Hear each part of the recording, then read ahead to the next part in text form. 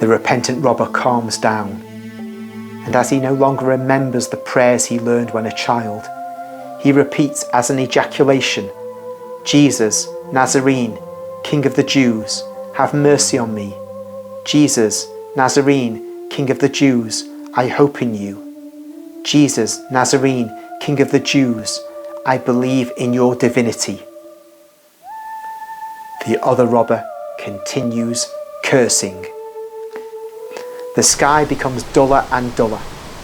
Now the clouds hardly ever open to let the sun shine. On the contrary, they cluster on top of one another in leaden, white, greenish strati.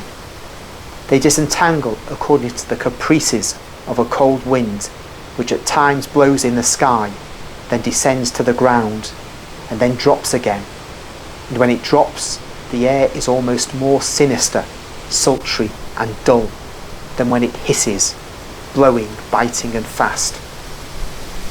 The light, previously exceedingly bright, is becoming greenish, and faces look strange. The profiles of the soldiers under their helmets and in their armour, which were previously shining and have now become rather tarnished in the greenish light and under an ashen grey sky, are so hard that they seem to be chiselled. The Judeans, the complexion, hair and beards of whom are mostly brown, seem drowned people, so wan are their faces. The women look like statues of bluish snow because of their deadly paleness, which is accentuated by the light. Jesus seems to be turning ominously livid because of a beginning of putrefaction, as if he were already dead. His head begins to hang over his chest. His strength fails him rapidly. He shivers, although he's burning with fever.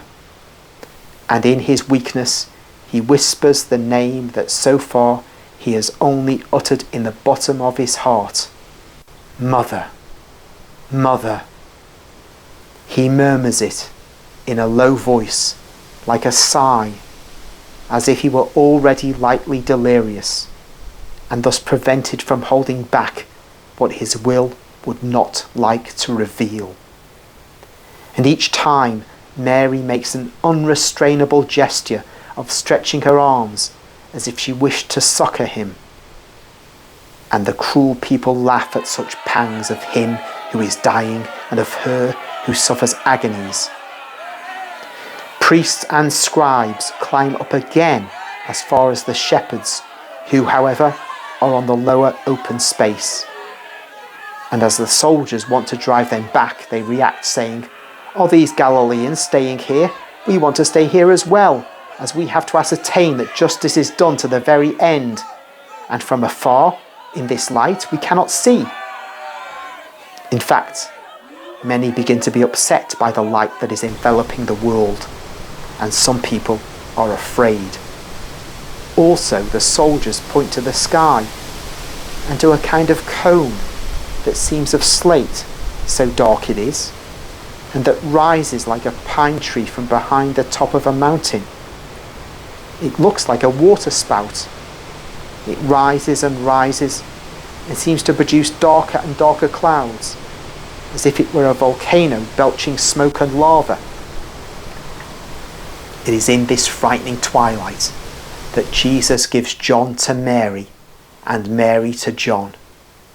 He lowers his head because the mother has gone closer to the cross to see him better, and he says, "Woman, this is your son. Son, this is your mother." Mary looks even more upset after this word, which is the will of Jesus, who has nothing to give his mother but a man. He, who out of love for man, deprives her of the man-God born of her. But the poor mother tries to weep only silently, because it is impossible for her not to weep.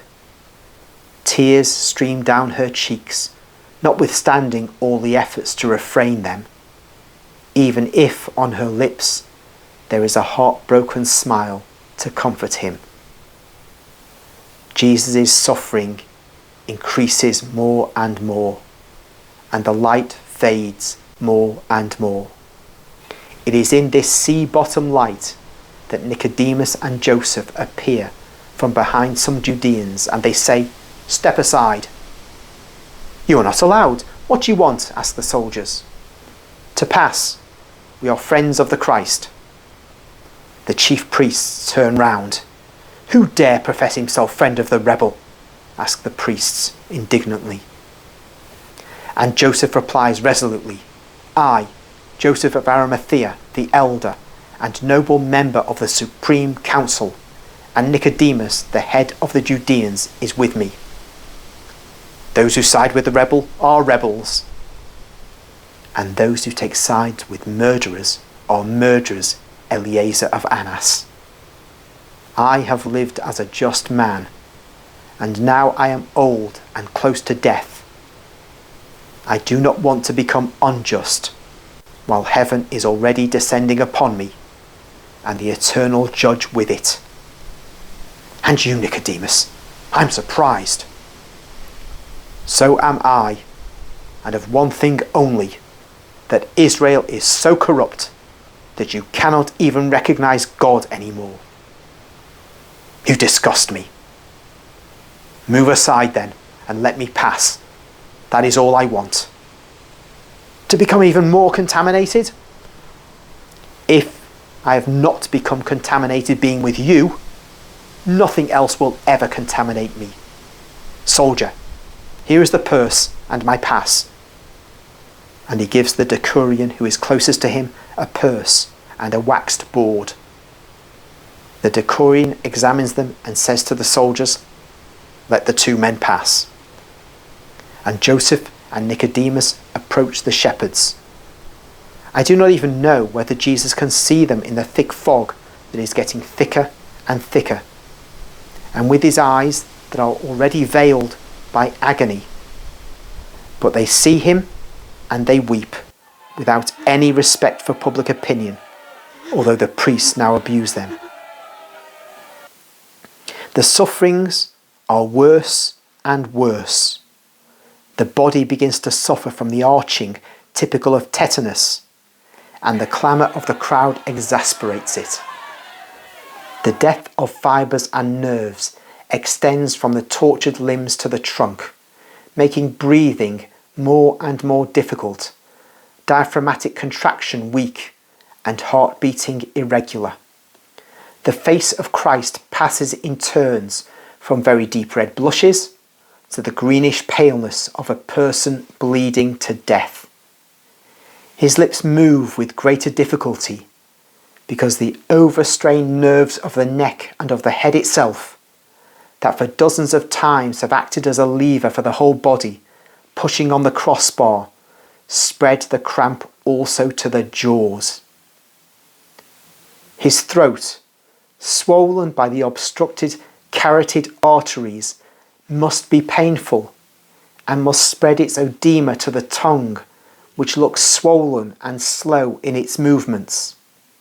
His back, even in the moments when the tetanizing contractions do not bend it in a complete arch from the nape of his neck to his hips, leaning as extreme joints against the stake of the cross, bends more and more forwards, because the limbs are continuously weighed down by the burden of the dead flesh.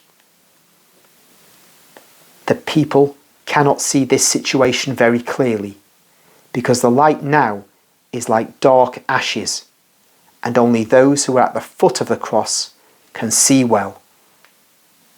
At a certain moment, Jesus collapses forward and downwards, as if he were already dead. He no longer pants.